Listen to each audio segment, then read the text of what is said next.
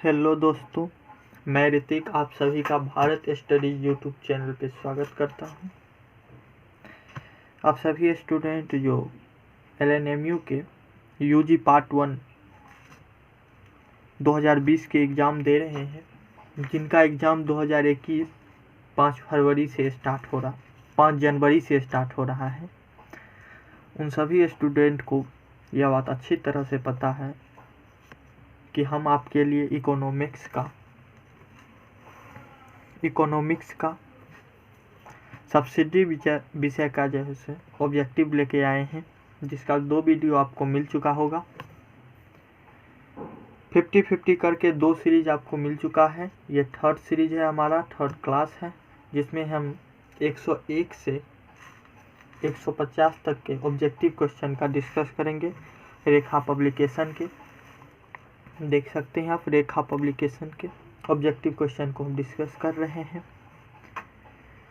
तो आइए हम अपनी क्लास की शुरुआत करते हैं। हम 100 ऑब्जेक्टिव देख चुके हैं, पढ़ चुके हैं अच्छी तरह से। 100वां ऑब्जेक्टिव जो हम पढ़े थे वह था इंग्लैंड का केंद्रीय बैंक कौन है, और हम इसमें जाने थे कि इंग्लैंड का जो केंद्रीय बैंक है उसका नाम है बैंक ऑफ इंग्लैंड। इसका ऑप्शन डी होगा। नेक्स्ट, और आज हम शुरू करने वाले हैं 101 नंबर के क्वेश्चन।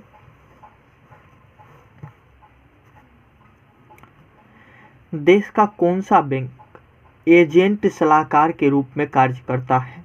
ए व्यावसायिक बैंक, बी कृषि बैंक, सी सहकारी बैंक, डी केंद्रीय बैंक। तो जैसा कि हम पहले भी जान चुके हैं, जो केंद्रीय बैंक होता है जिसे हम रिजर्व बैंक ऑफ इंडिया कहते हैं, वो एजेंट सलाहकार के रूप में भी कार्य करता है। तो इसका ऑप्शन हो जाएगा डी केंद्रीय बैंक। किस बैंक पर सरकार का स्वामित्व एवं नियंत्रण होता है? केंद्रीय बैंक बिल्कुल सही इसका है। केंद्रीय बैंक एक तरह से वो सरकार का ही बैंक होता है, उसमें पूरा नियंत्रण सरकार का ही चलता है।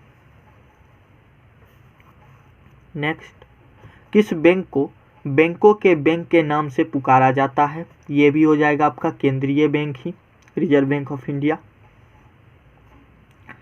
देश में साख नियंत्रण का कार्य किस बैंक द्वारा होता है? केंद्रीय बैंक द्वारा ही साख का नियंत्रण जो होता है, नोट का प्रिंटेड जो होता है, प्रिंट जो नोट किया जाता है, वो भी केंद्रीय बैंक द्वारा ही होता है। केंद्रीय बैंक का प्रधान कार्य है, अब देखिए, पत्र मुद्रा जारी करना, वही नोट छापना, साख नियंत्रण करना, मौद्रिक नीति बनाना, ये तीनों ही काम केंद्रीय बैंक के प्रधान कार्य होते हैं। तो उपरोक्त सभी हो जाएगा, डी ऑप्शन इसका सही आंसर हो जाएगा। नेक्स्ट,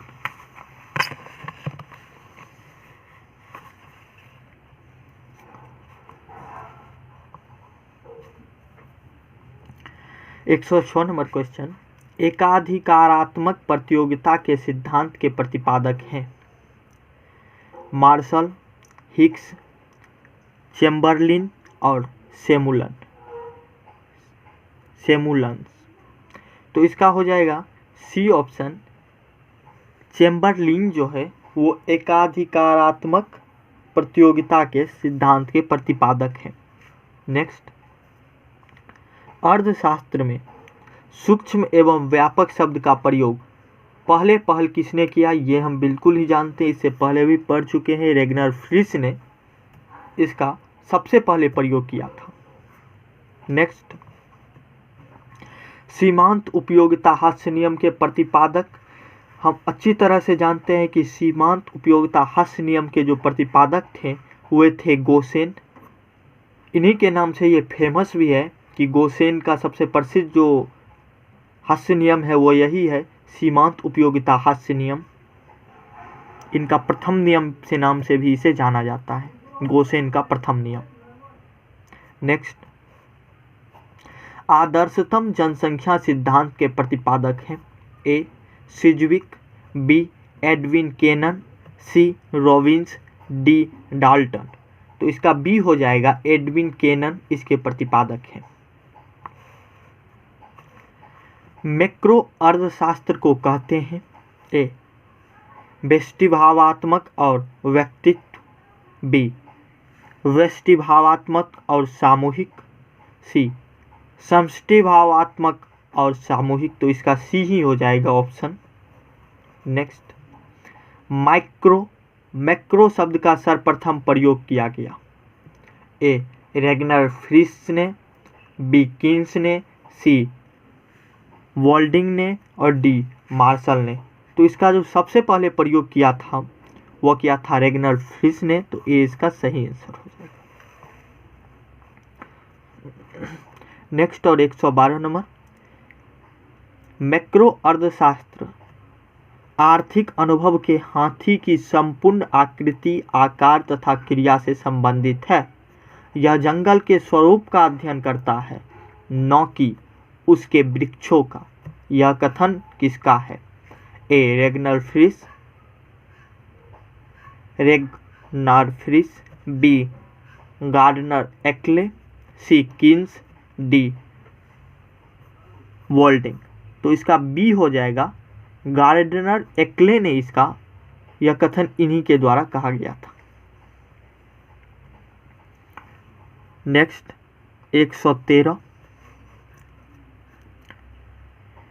मैक्रो अर्थशास्त्र को आई सिद्धांत भी कहा जाता है।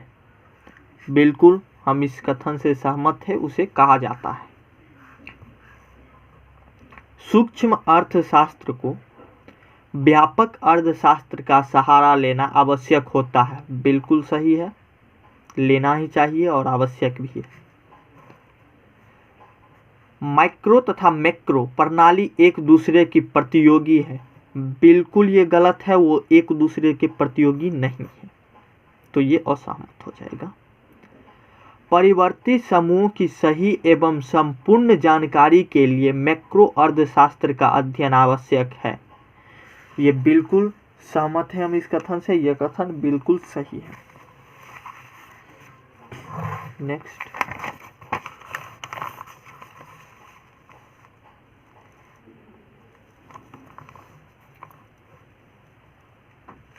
मैक्रो अर्थशास्त्र की आवश्यक शर्तें हैं।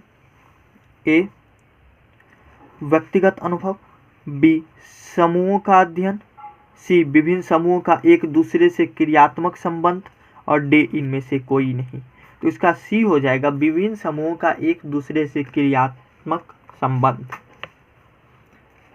118, मुद्रास्फीति रोकने का क्या उपाय है? ए पुरानी मुद्रा समाप्त करके उसके बदले में नई मुद्रा कम मात्रा में देना, और यही इसका राइट आंसर भी है। नेक्स्ट, मुद्रास्फीति अन्यायपूर्ण है तथा अस्फीति अनुपयुक्त है। दोनों में संभवतः अस्फीति अधिक खराब है। किसका कहना है? ए फिशर, बी फ्रीडमैन, सी केन्स, डी वॉलरस। तो ये सी होगा, ये मिसप्रिंट है, ये सी केन्स के द्वारा कहा गया है। नेक्स्ट, मुद्रास्फीति का उत्पादक वर्ग पर क्या प्रभाव पड़ता है? ए उत्पादन लागत में वृद्धि होती है, बी उत्पादन लागत में कमी होती है, सी मांग कम होने के कारण स्टॉक समाप्त हो जाता है, डी लगान ब्याज आदि में कमी होती है। तो इसका बी हो जाएगा, उत्पादन लागत में कमी होती है। नेक्स्ट, किसी देश के अंतर्राष्ट्रीय मौद्रिक संबंधों के लिए भुगतान संतुलन महत्वपूर्ण यंत्र है। किसने कहा? तो ये ACL डे ने यह कथन कहे थे और उन्हीं के द्वारा यह कथन कहा गया है। ACL डे, सी इसका सही आंसर हो जाएगा। नेक्स्ट, भुगतान संतुलन के शीर्षक चालू खाता में निम्न में से कौन मद लिखी जाती है? ए विदेशी निवेश, बी ऋण, सी माल, डी इनमें से कोई नहीं। तो सी माल इसमें लिखा जाता है। नेक्स्ट, भुगतान संतुलन के पूंजी खाता में निम्न में से कौन मद लिखा जाता है? ए निवेश आय, बी माल, सी अदृश्य सेवाएं और डी विदेशी निवेश। तो विदेशी निवेश इसमें लिखा जाता है। कहने का मतलब भुगतान संतुलन के जो चालू खाता है उसमें माल लिखा जाता है और भुगतान संतुलन के जो पूंजी खाता है उसमें विदेशी निवेश के बारे में लिखा जाता है। नेक्स्ट, भुगतान असंतुलन को दूर करने के मौद्रिक उपाय कौन है? ए अवमूल्यन, बी आयात प्रतिबंध, सी वैधानिक निषेध, निर्यात प्रोत्साहन, डी इनमें से कोई नहीं। तो ए अवमूल्यन इसका अच्छा उपाय है। नेक्स्ट,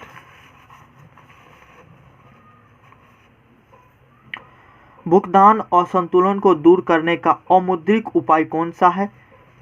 अवमूल्यन इसका मौद्रिक उपाय है और अमौद्रिक उपाय में आयात प्रतिबंध प्रमुख है और सबसे महत्वपूर्ण है। नेक्स्ट, अंतर्राष्ट्रीय मुद्रा कोष की स्थापना कब हुई थी? ए 27 दिसंबर 1955, बी 27 दिसंबर 1945, सी 1 मार्च 1947, डी 15 अगस्त 1991। तो अंतर्राष्ट्रीय मुद्रा कोष की जो स्थापना हुई थी वो हुई थी 27 दिसंबर 1945 को। बी इसका राइट आंसर है, सही आंसर है। और ये क्वेश्चन आपके एग्जाम के लिए भी आए हैं, आप इसमें निश्चित रूप से टिक लगा लें। जस्ट ये क्वेश्चन भी आपके एग्जाम के लिए भी आए हैं कि स्विट्जरलैंड ने अंतर्राष्ट्रीय मुद्रा कोष की सदस्यता कब प्राप्त की? ए 1992, बी 1962, सी 1972, डी 1982। तो 1992 में स्विट्जरलैंड ने अंतर्राष्ट्रीय मुद्रा कोष की सदस्यता प्राप्त की थी। तो इसका ए सही आंसर है। नेक्स्ट, मुद्रा कोष द्वारा ट्रस्ट फंड की स्थापना कब की गई थी? तो 1976 में मुद्रा कोष द्वारा ट्रस्ट फंड की स्थापना की गई थी 1976। नेक्स्ट, मुद्रा कोष के संचालक बोर्ड के अध्यक्ष को क्या कहा जाता है? तो उसे प्रबंधक संचालक के नाम से जाना जाता है, मुद्रा कोष के संचालक बोर्ड के अध्यक्ष को। नेक्स्ट, और 31 जनवरी 1999 को मुद्रा कोष द्वारा दिए गए बकाया ऋणों की राशि क्या थी? A 58,582 million dollar, B 59,58 million dollar है, सी है 52,182 मिलियन डॉलर और डी है 25,532 मिलियन डॉलर। तो इसका बी हो जाएगा 5,958 मिलियन डॉलर। नेक्स्ट, विश्व बैंक ने अपना कार्य कब आरंभ किया? ये एक और तरीका में पूछा जा सकता है कि विश्व बैंक की स्थापना कब हुई? तो 25 जून 1946 को विश्व बैंक ने अपना कार्य आरंभ किया था। 25 जून 1946, डी इसका सही आंसर है, डी। विश्व बैंक के संचालक बोर्ड के सदस्यों की संख्या कितनी है?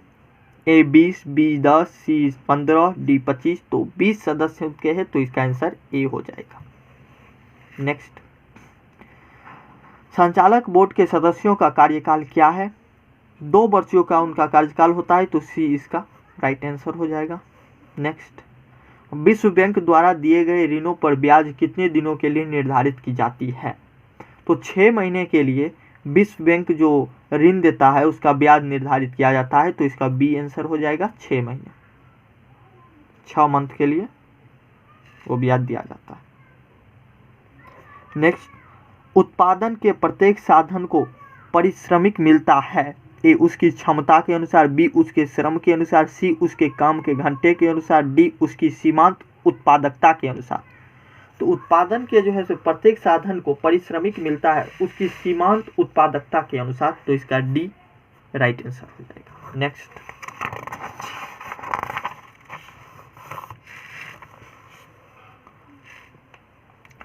राष्ट्रीय आय के वितरण के फलस्वरूप साहसी को मिलता है ए लगान, बी सूद, डी सी मजदूरी और डी मुनाफा। तो उसे मुनाफा मिलता है, तो इसका आंसर जो है वो डी हो जाएगा, मुनाफा। नेक्स्ट, वितरण के सीमांत उत्पादकता सिद्धांत के पीछे अर्थशास्त्र का कौन नियम काम करता है? ए सीमांत उपयोगिता ह्रास नियम, बी प्रतिस्थापन का नियम, सी माल्थस का जनसंख्या सिद्धांत, डी कोई भी नहीं। तो इसका हो जाएगा बी प्रतिस्थापन का नियम काम करता है। नेक्स्ट, राष्ट्रीय आय के वितरण के फलस्वरूप भूमि को मिलता है ए मजदूरी, बी मुनाफा, सी लगान, डी सूद। तो इसका सी लगान, गौ लगान इसका सही आंसर है। वितरण के सीमांत उत्पादकता सिद्धांत को एक दूसरे सिद्धांत का दूसरे किस नाम से जाना जाता है? तो सीमांत उपयोगिता सिद्धांत जो है इसे और किस नाम से जाना जाता है? तो इसे वितरण का सामान्य सिद्धांत नाम से भी जाना जाता है। इसका बी सही आंसर होगा। नेक्स्ट, रिकार्डो का लगान सिद्धांत किस पर आधारित है? तो ये अच्छी तरह से हम जानते हैं कि उत्पत्ति हास्य नियम जो है वो रिकार्डो से ही संबंधित है, तो उसका लगान सिद्धांत भी है वो रिकार्डो से ही संबंधित होगा। तो उत्पत्ति हास्य नियम इसका सही आंसर हो जाएगा। नेक्स्ट,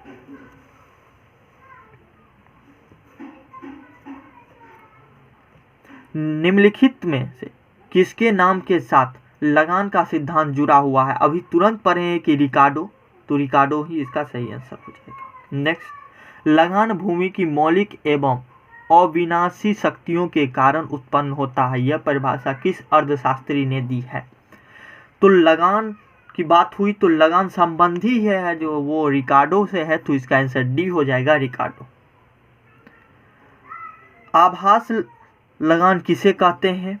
ए, जो मानव निर्मित साधनों की पूर्ति के अल्पकाल में सीमित होने से प्राप्त होती है, और यही इसका आंसर भी हो जाए, तो इसका आंसर ए हो जाएगा। नेक्स्ट, लगान का आधुनिक सिद्धांत किस अर्थशास्त्री के नाम से जाना जाता है? तो इसका आंसर डी होगा, श्रीमती जॉन रॉबिन्स। लगान का जो सीधा लगान पूछे तो वो रिकार्डो से संबंध है, पर लगान का आधुनिक अगर सिद्धांत तो उसमें आधुनिक शब्द जोड़ दिया जाए तो वो श्रीमती जॉन रॉबिन्स के नाम से जाना जाता है। इसका आंसर डी हो जाएगा। नेक्स्ट,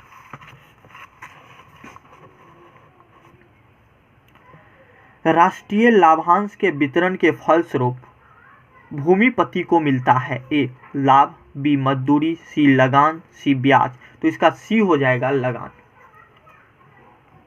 सीमांत भूमि लगान नहीं देती है क्योंकि ए, इससे उपज शून्य होती है, बी, इससे उपज बहुत कम होती है, सी, इससे उपज बहुत अधिक होती है, डी, इससे उपज भूमि के कुल लागत व्यय के बराबर होती है। इसलिए जो है तो सीमांत भूमि लगान नहीं देती है। इसका डी सही आंसर है, डी ही इसका हो जाएगा। नेक्स्ट, मार्शल के अनुसार अर्थशास्त्र ए, धन का शास्त्र है, बी, भौतिक कल्याण का विज्ञान है, सी, चयन का तर्कशास्त्र है, डी, इनमें से कोई नहीं। जैसा कि हम शुरू के जो फर्स्ट क्लास हुआ था 1 से 50 क्वेश्चन का, उसमें इस बात की चर्चा हुई थी कि मार्शल ने अर्थशास्त्र को क्या कहा था। तो मार्शल ने अर्थशास्त्र को भौतिक कल्याण का विज्ञान कहा था, तो इसका बी सही उत्तर हो जाएगा। नेक्स्ट, रॉबिन्स के अनुसार अर्थशास्त्र, ये बात भी हम पढ़ चुके हैं कि रॉबिन्स के अनुसार जो है वो अर्थशास्त्र चयन का तर्कशास्त्र है। नेक्स्ट, किसने कहा कि अर्थशास्त्र एक विशुद्ध यथार्थवादी विज्ञान है? तो रॉबिन्स के द्वारा कहा गया कि अर्थशास्त्र एक विशुद्ध यथार्थवादी विज्ञान है। ए, जब किसी वस्तु का मूल्य बढ़ जाता है तो उसकी मांग ए बढ़ जाती है, बी स्थिर रहती है, सी घट जाती है, डी बढ़ती भी है और घटती भी है, तो इसका सी घट जाती है। आज के लिए 50 क्वेश्चन हो गया, 150।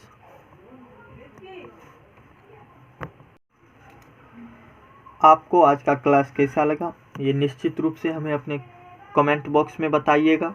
अगर वीडियो अच्छा लगा हो तो लाइक शेयर कीजिएगा। इसका नेक्स्ट पार्ट हम बहुत जल्द आपको उपलब्ध कराएंगे। वीडियो पसंद आया हो तो लाइक कीजिए और अपने दोस्तों के साथ इसे शेयर निश्चित रूप से कीजिएगा। और अगर अब तक आपने हमारे चैनल को सब्सक्राइब नहीं किया है तो उसे सब्सक्राइब तो निश्चित रूप से कर ले, ताकि जब भी हम आपको वीडियो उपलब्ध कराएं तो आपको निश्चित रूप से वो वीडियो आप तक पहुंचे। तो लाइक शेयर और सब्सक्राइब करना नहीं भूलिए। Take care, bye bye.